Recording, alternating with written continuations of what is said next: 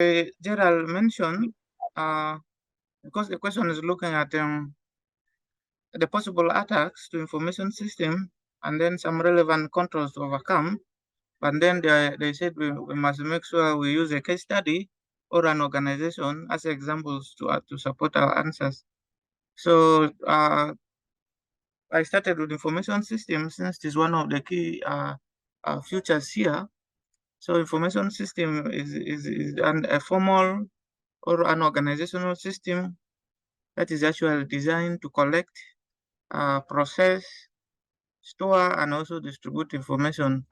And most of this information is basically used for decision making at the end, or maybe for some administrative duties within an organization. But then when we look at a threat in the information system, a threat can be either negative, but most time it is negative. So it's a negative action or an event that is normally facilitated by a vulnerability. And that in most cases results in an unwanted impact to a computer system, because currently in organizations, people use computer quite a lot. People are trying to move away from the paper base to the software. Or it can be also an application like a software attack, and some of the attacks can be like in form of theft of intellectual property, or maybe some identity theft. Somebody can even steal your identity, your database, or sabotage, or even theft of information or equipment. But there are so many reasons why they are doing this. Others are for financial purposes. Somebody can decide and close your system, and then to so that they are more knowledgeable than you, or they want to outcompete you. You know, this day is a very competitive environment, or just to try to ask for ransom from you. So those are some of the reasons why cyber attacks are quite very common. And this is always a challenge for the IT departments in every organization. However, they are also trying to do their best, but there are always some vulnerabilities that these hackers always tend to capitalize on. And sometimes it can be a direct loss of assets or revenue or even productivity. You become not very productive. But also, once that is done, you know, as a business entity, you lose that confidence, the trust, and reputational damage, of course, in the eyes of the customers.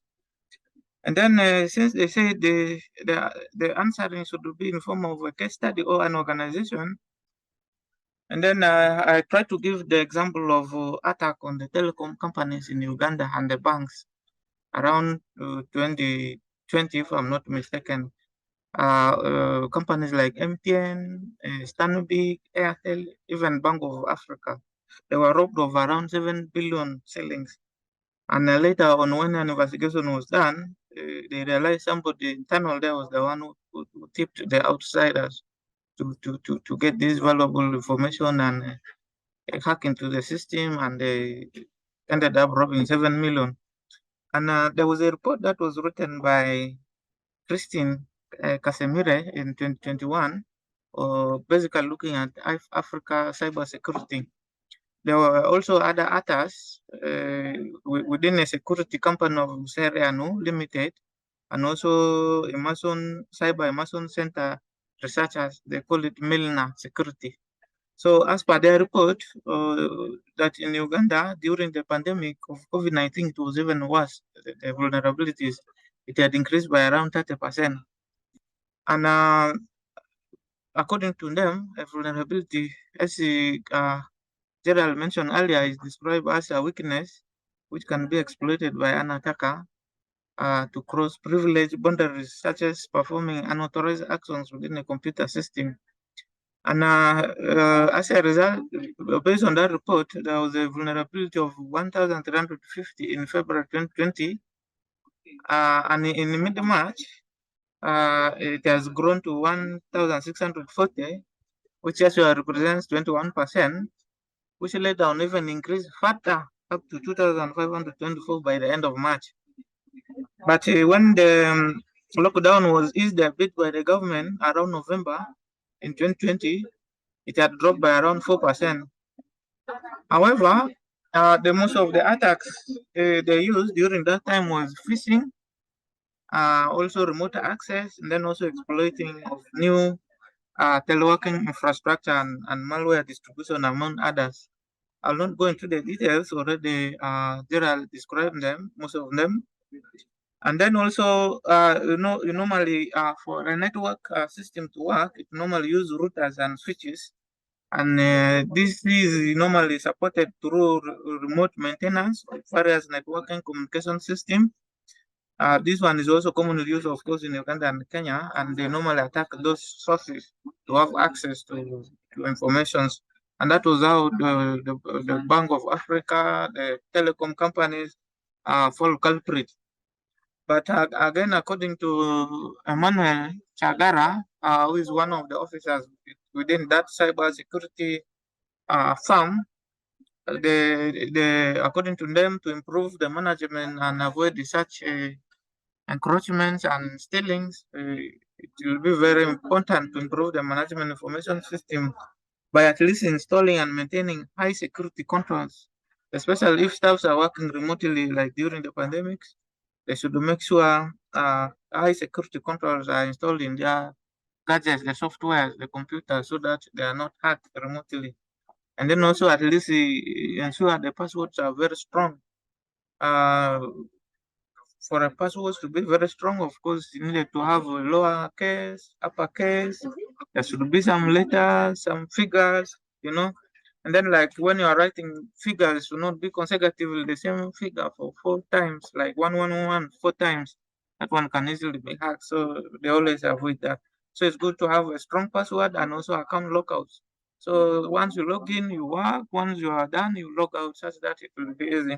Then also use two-factor authentication and regulate and limit internal and external remote connections. So it has to be limited and then should have at least two-factor authentication, meaning at least it should, when you have a password, there should be something also to identify yourself. So that is what uh, uh, according to Emmanuel, what should be in place to avoid some of them attacks, as I mentioned earlier, on the telecom companies in Uganda and the bank, especially the Bank of Africa, that happened in 2020. So that's what I have under this. Thank you, and I welcome comments and questions. Then also I have all the references here. So this is more of a Harvard style of referencing. But then since the work was not much, I didn't put some within the body, but I put at the end, though I kept on referring according to this, according to this. So thank you. Questions are welcome.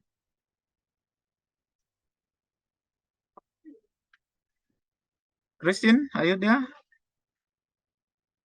Gerald, over to you for comments and questions. Yes, I want maybe just one. I've added there 2 assignments, but for purpose of time, since the other one is describing more of what Gerald already described, so there's no need.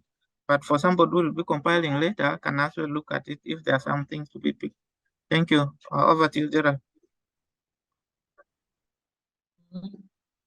Okay. I think your work is well researched. And again, I want to allude to what you said earlier.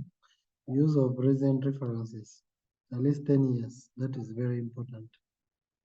Yeah, but the question I wanted to bring on board is, what about if there is some old information you need to refer to?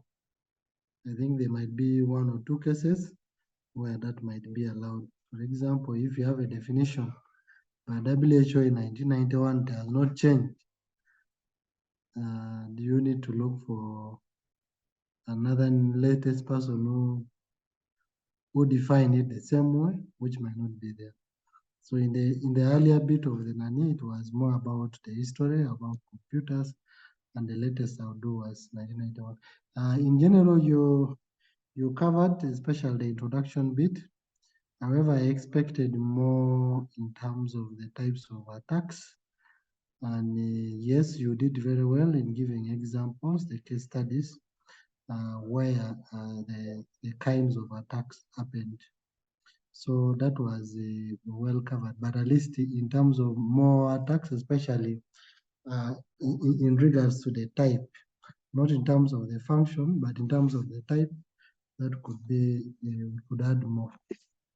Though, of course, you alluded that it is again in the notes.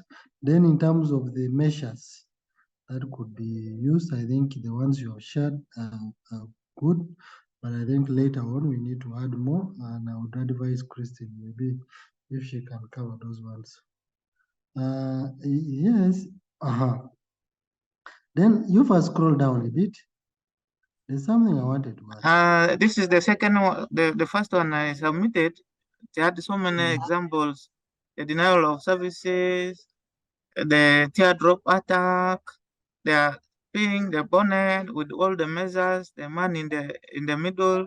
But again, you mentioned most of this: the spooing, the phishing, the password attacks with the measures, the QL injection attack.